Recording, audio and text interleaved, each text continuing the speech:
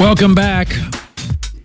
Yes, Lakers officially out. It is the lead story today. Should be for any show, frankly. Chris Broussard in 15 minutes. It's a mess now. Officially, rumor stage has started in Los Angeles, and the worst-kept secret in the league now, I'm being told last 48 hours, Luke Walton's done. Not saying he should be, but he is. And the name that will surface, and there's going to be a lot of names surfacing around the Lakers now. Remember, we came out over a year ago, and said LeBron to the Lakers. We got a lot of pushback. But one of the reasons I heard that was from people in Los Angeles in the entertainment industry saying LeBron's making it clear to people beyond the velvet rope he's coming to Los Angeles. That's why when he signed with the Lakers, Jerry West went out publicly and said, big deal. Everybody knew he was coming to Los Angeles because Jerry West, he's also at the Bel Air Country Club. He's behind the rope. He's in that circle of big names in Los Angeles where the rumors really start from. And so the NBA has a history of blaming the coach. So as the season's unfolded, the first carnage is going to be Luke Walton. But I thought this morning it was time for delicious pie. It's the blame pie. And I think there's a lot of blame to go around with this first disastrous season. So where would I put the percentages? I would say we'll have a pie chart for you. 20% of the blame is on LeBron's groin. Shame on you, LeBron's groin. He missed 17 straight games with a groin injury. Okay, that's the longest streak of consecutive games missed in his career. The team has gone 6-12 without him in the lineup, and that's when the disarray really started. I think almost a quarter of the issues have been LeBron's injury. The second thing, but I'd put it at a higher percentage because I think leadership matters, 30% on Magic and Rob Pelinka running the team. This will be the sixth straight season without a playoff berth. LeBron did come to Los Angeles, so Magic landed him. But again, many people believe LeBron, entertainment, Maverick Carter, that was going to happen anyway. And by the way, the roster is kind of a mess of one-year contract, goofy guys. Michael Beasley, Rondo, can't play or stay healthy. Lance Stevenson, never been a go-to guy. Not guys that really connect with LeBron, not LeBron's type of guys. So I think they get 30% of the blame. Then I'm going to give 12.5% blame, number one, to Clutch Sports. That's the group that represents LeBron. Rich Paul leads that. It's his agency, and they represent Anthony Davis. Listen, that whole trade thing, they were too aggressive, too many leaks. I mean, it was like the White House. There was a leak every 15 minutes. You got to put some blame on they didn't handle it well. Rich Paul, smart guy, will do fine over time, but it was his first big move, and it was kind of a mess, and too many stories got out, and your job as an agent is to keep stuff out of the papers, not into it. I'd also give 12.5% blame to Luke Walton. Now, that seems very low, but I don't care if you had Greg Popovich. How many games are you winning with Lance Stevenson, a bunch of kids, and an aging LeBron? Now, I do think Luke Walton struggles to find an offensive identity. His substitution patterns are way too random for me. I watch coaches out of timeouts. He's not great at that. Magic Johnson, according to the LA Times, in November, Magic Johnson had a shouting match with him and demanded that Luke create an offense that was identifiable. I watch every Laker game. That's my biggest complaint. His substitution patterns are weird. They're not very good out of timeouts. And frankly, I don't know what the hell that offense is. I would also then blame 10% on Lonzo Ball's health. I'm not blaming Lonzo. I'm blaming his ambiguous health. He can't stay healthy. And by the way, they are 20-14. The Lakers are when Lonzo and LeBron have both played. They're pretty good. He developed a better three-point shot. He got bigger and stronger. I thought he started playing really well before he got hurt, attacking the rim. Some of this is just Lonzo got hurt. And Lonzo was developing into a really nice player on this team and much more, I think, dependable from the outside than Rondo. 5% of the blame I'd give to Spring Hill Entertainment. That's Maverick Carter. That's LeBron. That's his entertainment company.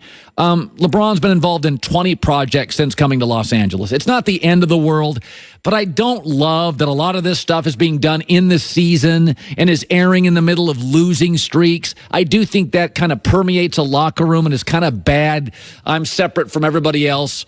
5% I blame on the Pelicans. They muddied the waters. They got ticked off. They were immature. Adele Demps, their GM, got fired. They just wanted to make the Lakers hurt after the AD rumors came out. And so they just called anybody who would listen, made stuff up, dirtied the waters. But I'm not going to make the percentage huge because they have a right to do that. And you can't put blame on another team in the NBA. It's on you. And then 5% I think is father time. Folks, LeBron's in his 16th season. He turned 34 in December. Including playoffs, LeBron has played almost 12,000 more minutes than the second most Joe Johnson. That's almost 4 NBA seasons. So I think when you look, if you want to create the blame pie, I think the largest share goes to the people running the franchise, Magic and Rob Pelinka. Then I think LeBron's injury, Clutch Sports, Luke Walton, fall in line, taking parts of it. Then I think there's a bunch of 5%ers. But in the end, this is where we're at now. Because you know the way the world works now. It's nobody's fault individually. It's not my fault, not your fault. God be somebody else's fault. And if you had to create the pie, to me, that's what it looked like. Joy Taylor with the news. No. Turn on the news. This is the Herdline News. So, as you mentioned, last night was basically the nail in the coffin for the Lakers. Yep. Their loss to the Clippers basically ended their playoff hopes. One of the issues plaguing LA is their inability to play defense. They're currently ranked 24th. And talks of those struggles resurfaced last night when Kyle Kuzma apparently tried to shove LeBron into playing some defense. Now, this is getting a lot of circulation on the internet. So obviously, it looks very odd. It looks as if Kuzma's just pushing LeBron into Gallinari to contest the shot. It's probably more likely that they didn't do the defensive switch and Kuzma kind of got stuck behind LeBron and was kind of giving him a nudge like, I didn't make the switch, get over there. But it's just kind of a visual metaphor for this entire season. Just confusion, lack of defense, LeBron not engaged. The whole thing is just, it's a crazy video to watch. So they've plummeted in the Western Conference. They're now 10th at 30-34. Yep. 5.5 games out of the final playoff spot. Yikes. That's rough. Yeah, rough. Not that the Clippers are a good team, so it's not that it was a bad loss to a bad team like it was with the Suns. This is just a game you had to win. You had to will yourself to win in this spot. It's been a bad week.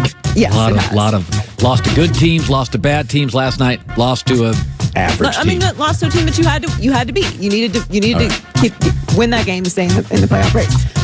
Sticking with last night's game, the Lakers were trailing in the final seconds of a 113-105 loss, and Patrick Beverley decided to get involved with the crowd. He started to wave his hands and orchestrate a chorus of boos from Lakers fans. Take a listen. And the Lakers realize their fate. Patrick Beverley taunting the crowd. Patrick Beverley is a good player, yes. And he certainly plays with a chip on his shoulder. Oh, he's one of the old school guys. Yes, yeah, for sure. But the story of the Clippers and the Lakers this season is pretty interesting because everyone pretty much thought that the Clippers were just mailing it in for the rest of the season after that Tobias Harris trade. It looked like, okay, like whatever happens. And they've made an incredible playoff push, and they're in 7th place in the West at 37-29. It looked like it was the end of the Clippers, really. And there's a strong belief in that organization. They're landing Kawhi Leonard. It's a very strong belief. Yeah, and we've been talking about it all year, and they're in a good position. So it'll be interesting how those two teams trend moving forward in Los Angeles. And finally, with the NFL Combine coming to a close, the draft is approaching, and if the current betting odds are right, the Cardinals are going to take either Kyler Murray or Nick Bosa. Okay, so Vegas has them tied. Yes, they are co-favorites to go number 1 in the draft, which is interesting because we haven't really been talking about Nick Bosa at all. And Alabama defensive tackle Quinnen Williams is next, followed by Dwayne Haskins. So it's interesting. Now, the one thing that nobody's really talking about with Kyler Murray is he's only started one whole season. Both he and Dwayne Haskins could really use another 12 games, but the bottom line is